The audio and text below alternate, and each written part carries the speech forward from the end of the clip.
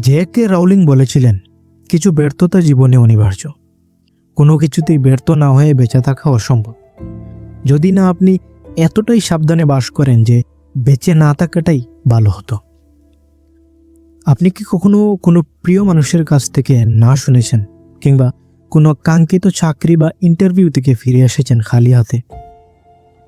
Rejection বা প্রত্যাখ্যান শব্দটা শুনলেই আমাদের মনের ভেতরে একটা শুষ্ক ব্যথা অনুভব হয়। মনে হয় আমাদের বুঝি যোগ্যতা নেই, আমরা বুঝি অন্যদের চেয়ে পিছিয়ে গেছি। কিন্তু সত্যটা হলো, এই পৃথিবীতে এমন কোনো সফল মানুষ নেই যিনি কখনো প্রত্যাখ্যিত হননি। রিজেকশন মানে আপনার শেষ নয়, বরং এটি আপনার জন্য একটি নতুন পথের শুরু। আমরা যখন রিজেক্ট হই তখন আমাদের ইগো বা অহংকারের আঘাত লাগে। কিন্তু একটু ভেবে দেখুন, রিজেকশন আমাদের ভুলগুলো আঙ্গুল দিয়ে দেখিয়ে দেয়। এটি একটি ফিল্টার হিসেবে কাজ করে। আপনি যদি কোথাও রিজেক্ট হন, তার মানে সেই জায়গাটা হয়তো আপনার জন্য ছিলই না, অথবা আপনি সেই পজিশনের জন্য এখনো পুরোপুরি তৈরি নন। রিজেকশন আপনাকে রিডাইরেক্ট করে। এটি আপনাকে বাধ্য করে যে নিজের দক্ষতা নিয়ে আবার কাজ করতে, নিজেকে নতুন করে সাজাতে।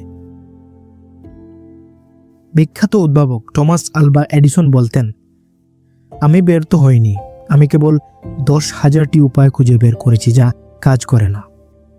আপনার রিজেকশনগুলো আপনার জন্য এক একটি উপায়, যা আপনাকে বলছে এইভাবে নয়, অন্যভাবে চেষ্টা করো। রিজেকশন পাওয়ার পর আমাদের প্রথম প্রতিক্রিয়া হয় নিজেকে দোষারোপ করা। আমরা ভাবি আমাদের দ্বারা কিছুই হবে না। কিন্তু মনে রাখবেন, রিজেকশন আপনার পার্সোনাল কোনো বিচার নয়, এটি কেবল একটি নির্দিষ্ট সময় এবং পরিস্থিতির ফলাফল। স্টিভ জবস, যাকে নিজের গড়া কোম্পানি থেকেই বের করে দিয়েছিলেন, তিনি বলেছিলেন, মাঝে মাঝে জীবন আপনার মাথায় ইটের আঘাত হানবে, কিন্তু বিশ্বাস হারাবেন না। পরের বার যখন কেউ আপনাকে না বলবে, তখন ব্যঙ্গে না পড়ে মনে মনে হাসুন, কারণ এই একটা না আপনাকে আরো শক্তিশালী করেছে। যারা আজ আপনাকে ফিরিয়ে দিচ্ছে, তারা আসলে আপনাকে আপনার আসল গন্তব্যে পৌঁছাতে সাহায্য করছে। আপনার স্বপ্ন যদি বড় হয়, তবে রিজেকশনও বড় হবে। তাই ভয় পাবেন না। প্রত্যেকিত হওয়া মানেই আপনি চেষ্টা করছেন, আর যারা চেষ্টা করে, জয় কেবল তাদেরই হয়। শেষ কথা, জীবনটা একটা ক্রিকেটের মতো। এখানে কোনো উইকেট নেই।